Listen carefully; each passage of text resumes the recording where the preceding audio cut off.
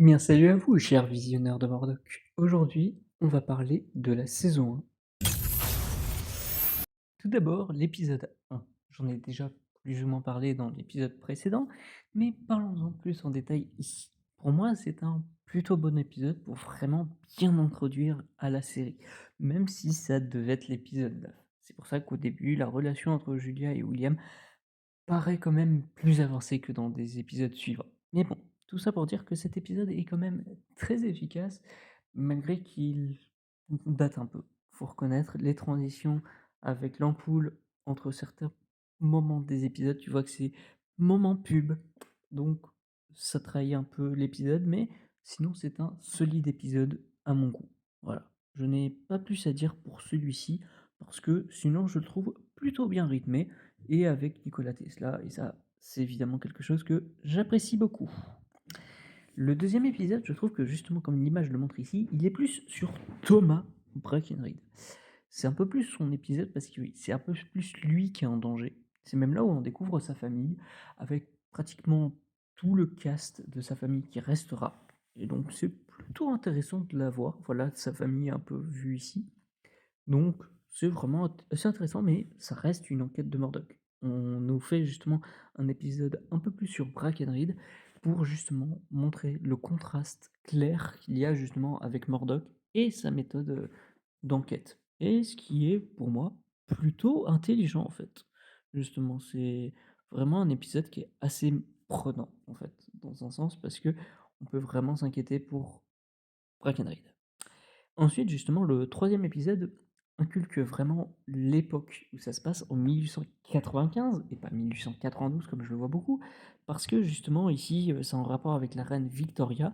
On nous dit même, je crois que ça nous dit elle a 70 ans maintenant, et cetera. Donc il y a vraiment un contexte très intéressant et aussi le contexte de la boxe que personnellement je connais assez peu, mais qui est ici très intéressante, et aussi avec le fait que la victime soit noire, que l'éventuel coupable soit également noir, justement, donne vraiment une impression que ça critique déjà la société de l'époque, mais du coup, évidemment, également la nôtre. Même si, comme ici, même si vous voyez ici cette image qui est le meurtrier, la majorité du temps, je préférerais ne pas spoiler, et au moins, sachez-le que du coup, Murdoch reste intègre et n'est donc pas raciste.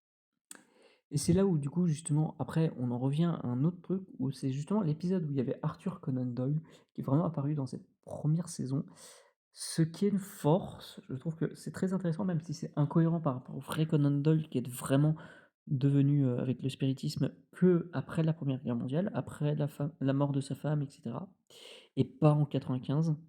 Mais ça fait un lien entre Murdoch et Sherlock qui, je l'ai déjà dit aussi, est assez intéressant, mais faut reconnaître que je trouve que c'est un peu dommage, même si le spiritisme pour Murdoch, par rapport à son évolution, pour justement sa relation avec Julia ici, c'est assez intéressant. Ça fait vraiment arrête de t'enfermer dans ton passé, essaye de voir un peu plus vers l'avenir, et ça, faut reconnaître que c'est vraiment intéressant. Et une fois de plus, la manière particulière de Murdoch d'enquêter est vraiment la plus grande force. Et justement, dans l'épisode suivant, on a d'autant plus une critique de la société parce que ici, c'est un peu plus sur l'homosexualité à l'époque. Alors, ça montre à quel point c'était vu à l'époque de la série en 2008, de cette saison 1. Pratiquement, il y avait encore un peu beaucoup de visions comme ça parce que c'était pas encore vraiment officiel pour certains pays, et encore, je veux dire occidentaux. Et donc, ici, encore plus à l'époque où c'était vraiment, plus que ridiculisé, c'était, vraiment interdit. Donc c'est assez intéressant justement que même à la fin, Murdoch qui lui donc est plus ou moins homophobe, va justement se repentir et apprendre à se dire qu'il espère que, justement l'homosexualité sera plus respectée à l'avenir. Ensuite, l'épisode fait du coup vraiment un flashback et même nous dévoile Murdoch avec là encore son passé, mais vraiment son lointain passé, qui est ici intégré par son vieux père, qui justement on reconnaît ici qu'il n'a pas vraiment une franche appréciation de son père, en étant très poli. Il est très froid avec lui en étant très honnête.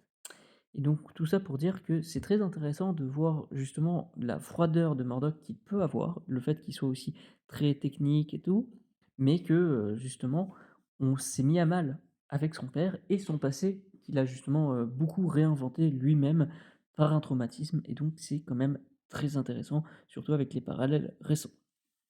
Ensuite, du coup, il y a cet épisode, la Divine Comédie ou Body Double, qui justement joue, sur, le théâtre et avec des comédiens qui, ne vont justement pas reconnaître un mort, mais il y en aura 2.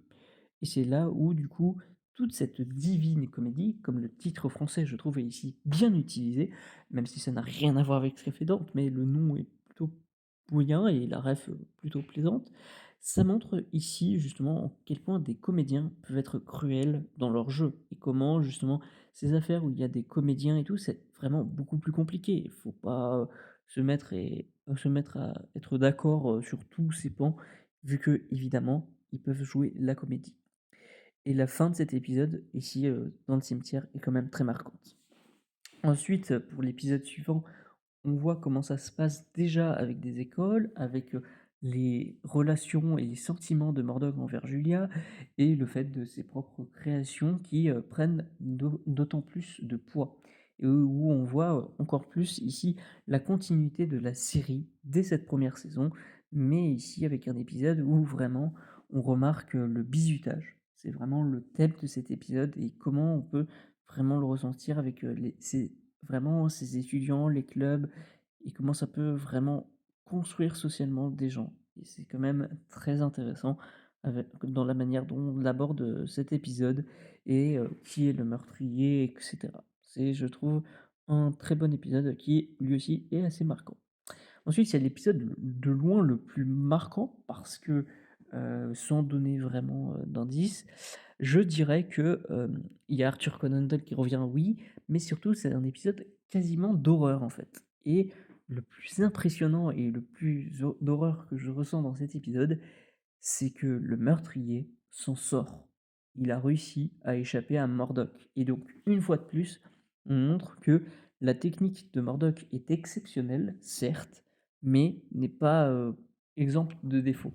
Il a réussi à se faire piéger par quelqu'un et ça, faut reconnaître que c'est quand même exceptionnel en soi pour moi. Parce que je trouve que justement, ça montre bien que Murdoch n'est pas sans faille, même dans sa plus grande technique, même à son apogée.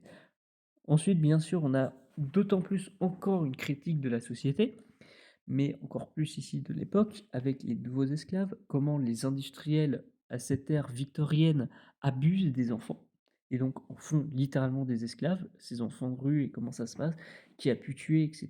Et comment ça se passe aussi, de comment c'est pourri de l'intérieur dans la haute société, avec ces familles qui, justement, ont un rapport conflictuel pardon, avec les enfants de la rue, mais que justement, bah, même à leur sein, il peut y avoir des enfants de la rue et comment ça se construit et que du coup, comment sont en soi justement les statuts sociaux, comme on peut le voir, et évidemment, comment il peut y avoir des abus dans une famille en tant que telle, de la haute et sans que ce soit puni.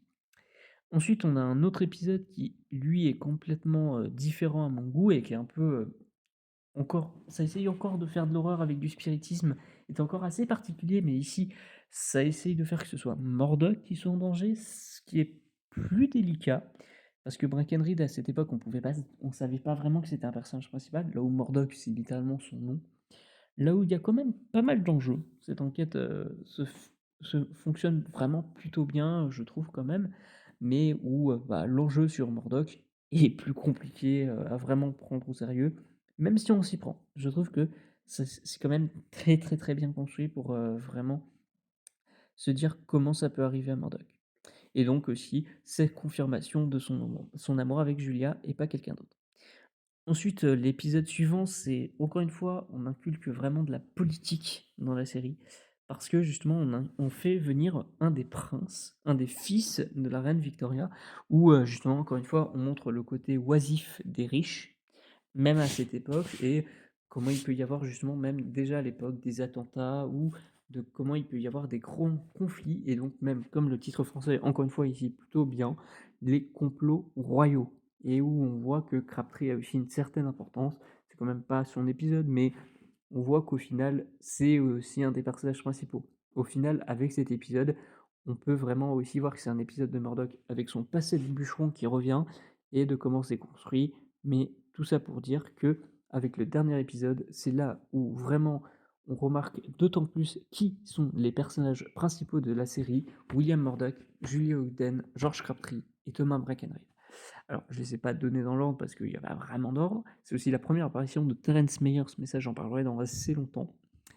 Mais oui, parce que j'ai vraiment quelque chose de prévu pour assez long terme. Mais tout ça pour dire que cet épisode est très bon à mon goût, même si je trouve assez bizarre parce qu'il fait très X-Files.